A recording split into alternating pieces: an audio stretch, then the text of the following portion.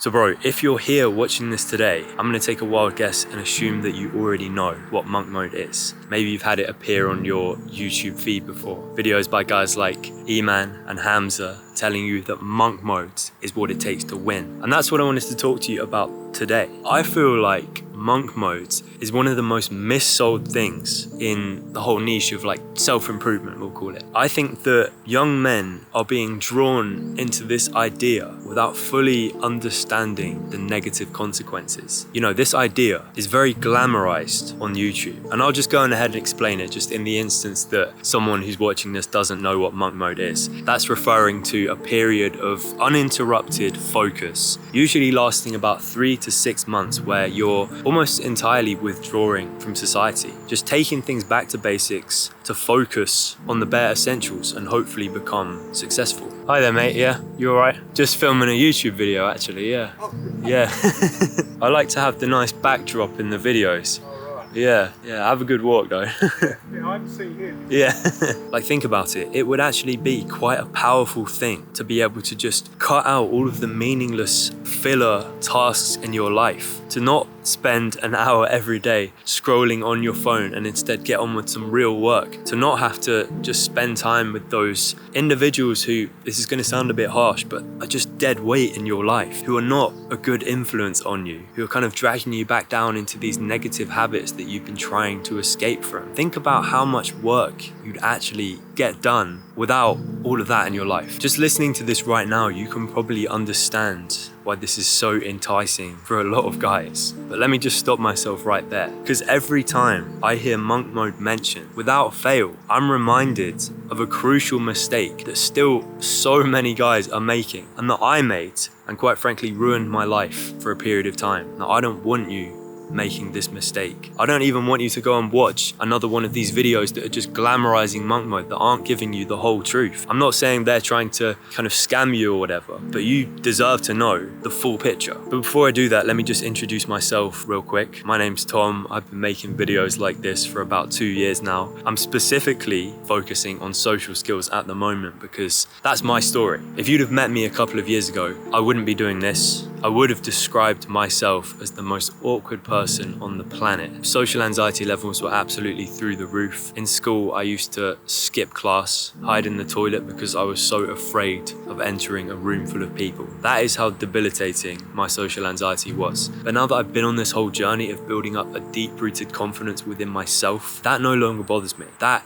social anxiety isn't a factor anymore. Nowadays, I can go up to any person that I choose and strike up a conversation with them. I live a life of social freedom. I have unlimited social options, and I'm not trying to brag, but I can do the same thing for you. I'm actually working one-to-one with a couple of guys right now whose struggles are near identical to what I experienced when I was younger. So I am in the best position anyone can be to help with this. I'm literally teaching my exact blueprint for getting rid of social anxiety. This is a system that you could start implementing from tomorrow if you needed to. And that also includes my protocol for entering social flow state at will, where it feels like you're just charming and charismatic. You can speak to anyone just like that without even really thinking about what you're saying. The words are just coming out of your mouth without effort. So if those results sound like something that you are potentially interested in, go down into the description right now, book onto a free call with me right now, and we can start building a roadmap for social success. So I entered my first era of monk mode when I was in my 3rd year of university. And something you have to understand about me up to that point was I was incredibly socially repressed. I didn't have many options. So when I went to university, all of that just went straight to my head. Every single night it was out partying, drinking, getting up to no good, because that was everything that I'd wanted for so many years. I'm not gonna have to explain this to anyone who's been through that. It's not all it's cracked up to be. I'd reached this point where it literally felt like my life was crumbling to pieces before my eyes. I was failing university, getting some of the worst grades on my entire course. I had a load of fake friends that I didn't really trust. All of the drinking and late nights left me with hangovers and this just awful sleep schedule that meant I couldn't get anything done. So when I first learned about this idea of monk mode, you better believe this was something that I really took to. Like, imagine, I've already explained the benefits to you, but literally every single problem that I had in my life, I could just withdraw from to focus on the bare essentials. Again, I think what makes monk mode so appealing to a lot of guys is this idea that most people aren't actually doing anything with their time. So if you can be the one guy to actually make a whole routine for the next 6 months or so, you could literally accomplish about 3 years worth of work in 3 months. I'm not even kidding. And honestly, it sounds so alpha to just withdraw yourself from the normal people. I'm no longer a normal guy. I'm no longer a degenerate doing these normal person activities. I'm on monk mode. I know that sounds so pretentious, but this is what it's built up to be, this life-changing thing. And of course, I knew that it probably would involve sacrifices. I'd have to give up a lot of my leisure time. I wouldn't be able to have as many fun nights out with friends. I'd really have to just dial it in, start waking up early, no more distractions. I was prepared to make those sacrifices. So during this period, I made incredible progress. I'm not even gonna lie. That was when I started this YouTube channel. I also completely turned around the situation with my grades. I went from being one of the lowest performing students in the class to the highest performer.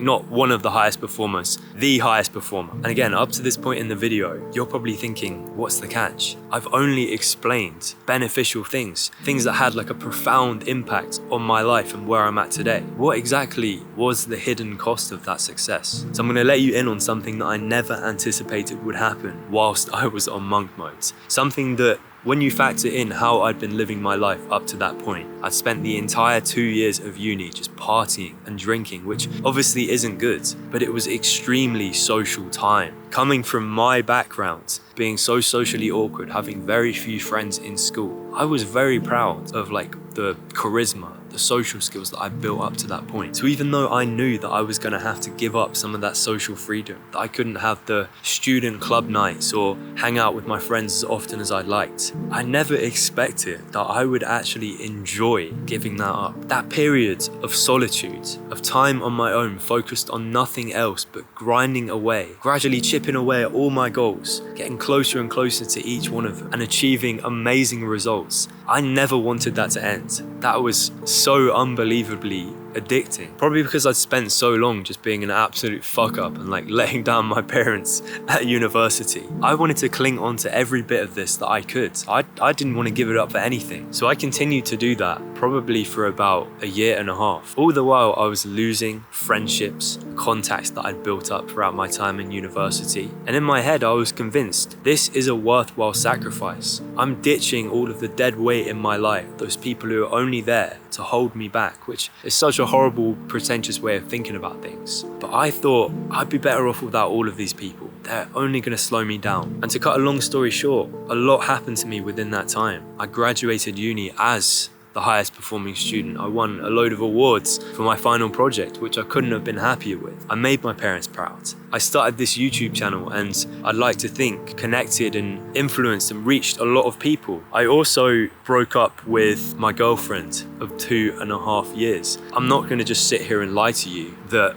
had nothing to do with me being on monk mode, me being just so much more socially withdrawn and only focused on achieving my targets. But here's where I think the story gets a little bit more interesting. After I'd left university, I of course moved back in with my parents, moved back to my hometown where I am at the moment. And I thought to myself, I'm no longer in this environment where I'm surrounded by people, because I used to live on a university campus. It doesn't matter wherever you go, there's always going to be people your own age. If you want to chat and have a conversation with someone, they're always going to be there, even if I didn't necessarily choose to pursue that. But living at home with my parents again, I didn't have any of that. And the weight of this situation began to sink in for me. I realized that at this point in time, I was kind of alone in the world. I'd cut off most of my friends from university, some of my friends from home, and that hadn't left me with very many options. And around this time, I'd be walking through town, I'd bump into people that I knew, and I felt something that I hadn't felt since my school days, and that was hesitation to speak to people.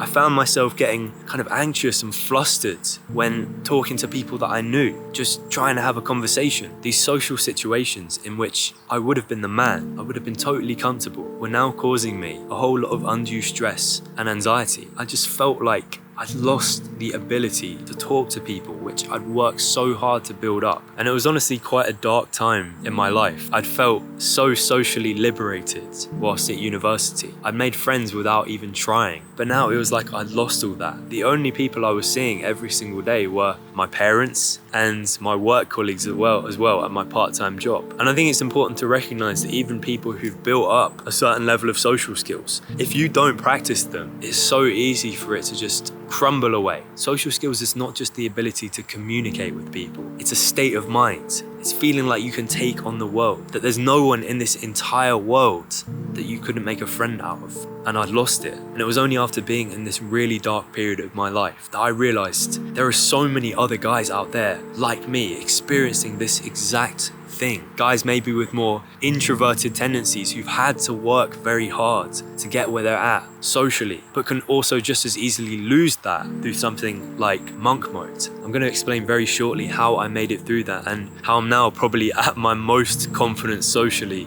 that I've ever been. But this is happening right now to guys I know who've achieved more material success than most people could ever aspire to. Guys younger than me making 15 to 20k a month, but it means nothing to them because they don't feel like they can speak freely to people. They feel like all their relationships, all their friendships are worth nothing. They can't speak to girls without having this debilitating anxiety. And it doesn't matter that they've had all of this material success because this is the thing they're lacking. This is that empty void in their life. And it's because of things like monk mode. So if you're relating to what I've said so far, maybe you've been through something similar in the past, or maybe you're even considering going on monk mode for the first time, please listen carefully to what I'm about to say, because I'm not suggesting you abandon the concept of monk mode as a whole. Just practice it in a more healthy way. So first of all, when it comes to protecting your time, specifically from those individuals who you may have deemed to be dead weight, as I put it, those individuals who are kind of dragging you back down into negative habits. I'm not going to force you to stay friends with someone who is literally just going to fuck up your life,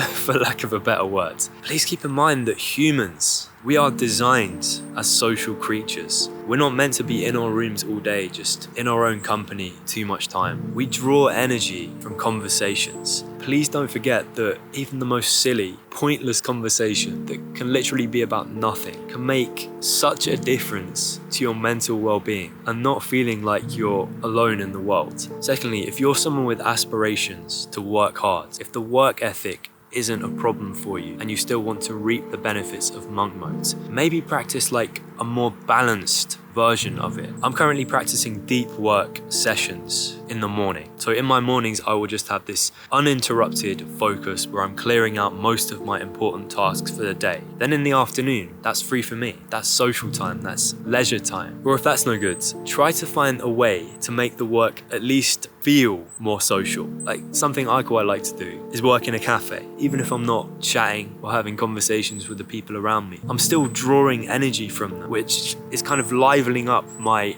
state of mind. I'm still getting that benefit from being around people. If you feel like you've regressed in terms of your social skills and you want to get back to where you were before, one thing that's always worked very, very well for me, and that I am still currently practicing, is setting these little social challenges for yourself each week. Like, I'll give you a good example of what I do. So every time I go to the gym, I set myself a task of speaking to at least 2 new people every single session. Just striking up even the smallest conversation, just introducing myself. That's done so much for restoring that sense of confidence that I had before. The ability to just be spontaneous, go up to people and really show them who you are. I know we all have this idea that discipline comes from being ruthless with your time and your energy, but please consider this viewpoint. Maybe being super routine oriented, knowing what you're doing at each hour of every day, like this is the task I'm going to be getting on with. Have you ever thought about how that could be keeping you in your comfort zone and how purposefully avoiding social situations in order to get on with work might not actually count